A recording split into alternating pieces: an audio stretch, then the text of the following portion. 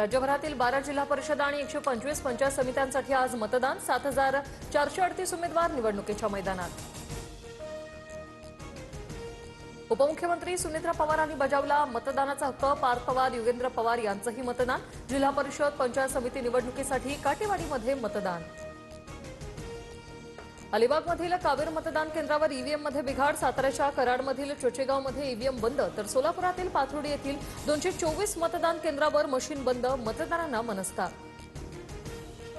पुण्याच्या आंबेठाणे जिल्हा परिषद गटात एनसीपी उमेदवाराच्या पतीवर जीवघेणा हल्ला. हल्ल्यात शरद बुट्टे गंभीर जखमी. बुट्टे यांचा काही दिवसांपूर्वी भाजपमधून राष्ट्रवादीत प्रवेश. धाराशिवच्या भूम तालुक्यात मतदारांना पैसे वाटल्याचा भाजप उमेदवाराचा आरोप. पाथर्डीमध्ये राष्ट्रवादीच्या उमेदवारांना पैसे वाटल्याचा दावा. पैसे वाटप करणाऱ्यांना पोलिसांनी ताब्यात घेतलंय. छत्रपती संभाजीनगरमध्ये शिवसेना उमेदवार रत्नमाला ढमढेर यांनी ईव्हीएमला हळदी कुंकू वाहिलं, तर सोलापुरातील कोंडी जिल्हा परिषद गटामध्ये सेनेच्याच उमेदवाराकडून मतदान केंद्राची पूजा. मुंबई महापालिकेच्या महापौर पदासाठी आज भाजपचा चेहरा ठरणार. राजश्री शिरवाडकर, अलका केरकर, रितू तावडे आणि योगिता कोळी यांची नावं चर्चेत. मुंबई महानगरपालिकेत महापौर उपमहापौर निवडणुकीत उमेदवार देण्याविषयी ठाकरेंच्या सेनेचा आज निर्णय होणार. 12 वाजता 65 पैकी वरिष्ठ नगरसेवकांच्या उपस्थितीत आज मातोश्रीवर निर्णय होणार.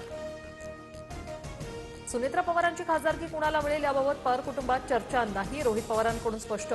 शरद पवारांच्या खासदारकीची टर्म 2 एप्रिलला संपणार. राज्यसभेवर शरद पवार जाणार की पार्थ पवार याकडे लक्ष.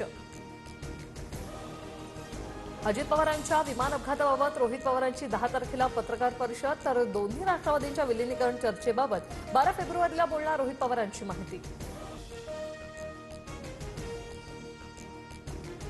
मुंबईतील तिन्ही मार्गांवर उद्या मेगा ब्लॉक. पश्चिम रेल्वेच्या सांताक्रुझ आणि गोरेगाव स्थानकादरम्यान ब्लॉक, तर मध्य रेल्वेवर सीएसएमटी ते विद्याविहार दरम्यान देखभाल दुरुस्तीची कामं केली जाणार. T20 विश्वचषक स्पर्धेला आजपासून सुरुवात. आज संध्याकाळी 7 वाजता भारताचा अमेरिकेसोबत सामना. विजेतेपद राखण्यासाठी भारतीय संघ सज्ज.